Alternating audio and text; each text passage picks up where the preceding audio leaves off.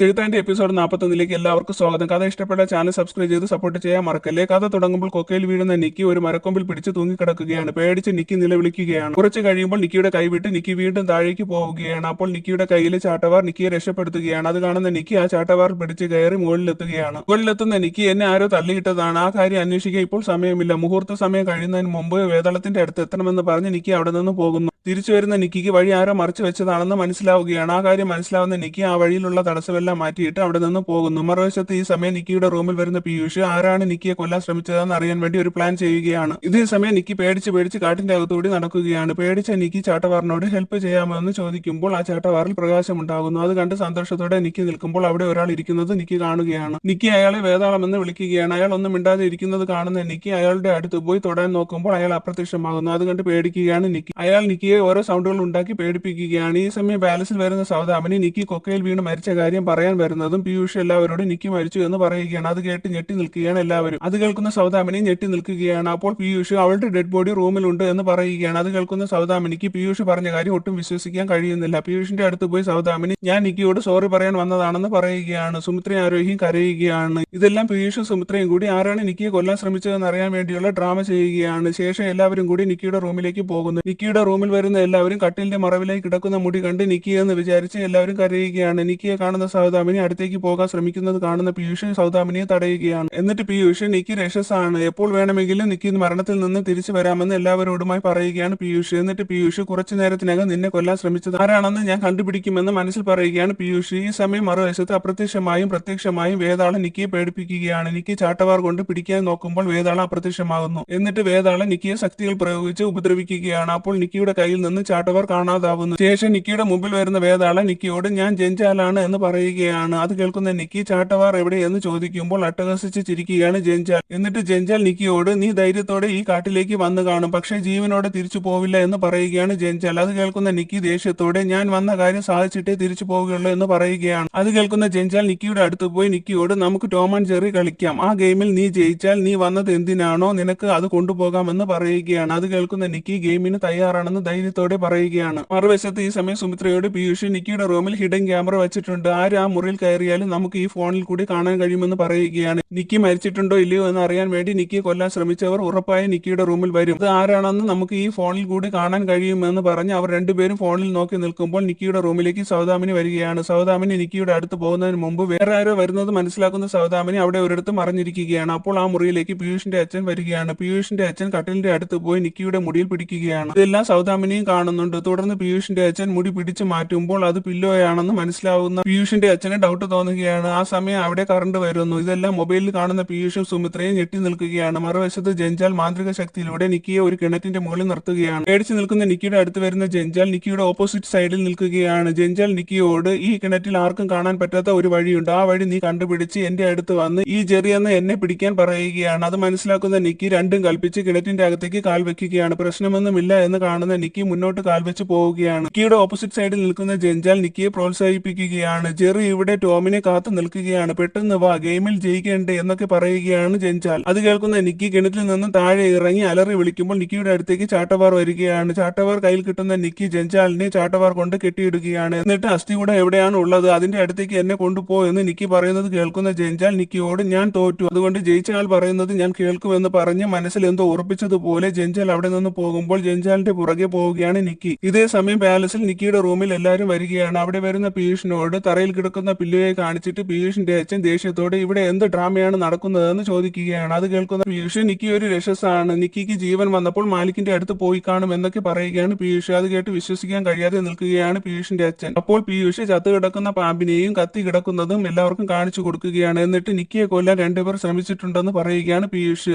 അതെല്ലാം കേൾക്കുമ്പോൾ ഒന്നും അറിയാത്ത മട്ടിൽ നിൽക്കുകയാണ് പീയൂഷിന്റെ അച്ഛനും സൗദാമിനിയും. അത് കാണുന്ന പീയൂഷിന് എല്ലാം മനസ്സിലാവുകയാണ്. ശേഷം സന്തോഷത്തോടെ പോകുന്ന സൗദാമിനിയുടെ പുറകിൽ നിന്ന് ആരോ വരികയും സൗദാമിനി പേടിച്ച് നിലവിളിക്കുകയും ചെയ്യുന്നു. അവിടെ സീൻ കട്ട് ചെയ്ത് കുറച്ച് കഴിഞ്ഞ് പീയൂഷിന്റെ അച്ഛന്റെ റൂമിലേക്ക് പീയൂഷ് പോവുകയാണ്. എന്നിട്ട് ഒരു സന്തോഷ വാർത്ത പറയാനുണ്ട്, നിക്കിയെ കൊല്ലാൻ ശ്രമിച്ച ഒരാൾക്ക് ഞാൻ അവർ ചെയ്ത പ്രവൃത്തിയുടെ ശിക്ഷ കൊടുത്തു എന്ന് പറഞ്ഞ് പീയൂഷ് ഫോണിൽ ഒരു വീഡിയോ അവർക്ക് കാണിച്ചു കൊടുക്കുകയാണ്. അതിൽ സൗദാമിനിയെ കെട്ടിയിട്ടിരിക്കുകയാണ്. എന്നിട്ട് പീയൂഷ് നിക്കിയെ കൊല്ലാൻ പാമ്പിനെ വിട്ടതുകൊണ്ട് സൗദാമിനിക്ക് ഈ ശിക്ഷയാണ് ഞാൻ കൊടുത്തത്, ഇനി കത്തി എറിഞ്ഞ ആൾ ആരാണെന്ന് ഞാൻ കണ്ടുപിടിച്ചു, പക്ഷെ ആ ആൾ ഈ കുടുംബത്തിലെ ഒരു അംഗമായതുകൊണ്ട് ഞാൻ ഇപ്പോൾ ക്ഷമിച്ചു, ഇനി ഇങ്ങനെ എന്തെങ്കിലും ഒരു ശ്രമം നടത്തിയാൽ അവർ എന്റെ കുടുംബത്തിലെ അംഗമാണെന്ന് ഞാൻ മറക്കുമെന്ന് പറഞ്ഞ് പീയൂഷ് അവിടെ നിന്ന് പോകുമ്പോൾ ടെൻഷൻ അടിച്ച് പരസ്പരം നോക്കി നിൽക്കുകയാണ് പീയൂഷിന്റെ അച്ഛനും പ്രതീക്ഷും. നിക്കിക്ക് ജഞ്ചാലിന്റെ അസ്ഥികൂടം കിട്ടുമോ എന്നറിയാൻ അടുത്ത എപ്പിസോഡ് ഇടുന്നവരെ വെയിറ്റ് ചെയ്യണേ. താങ്ക്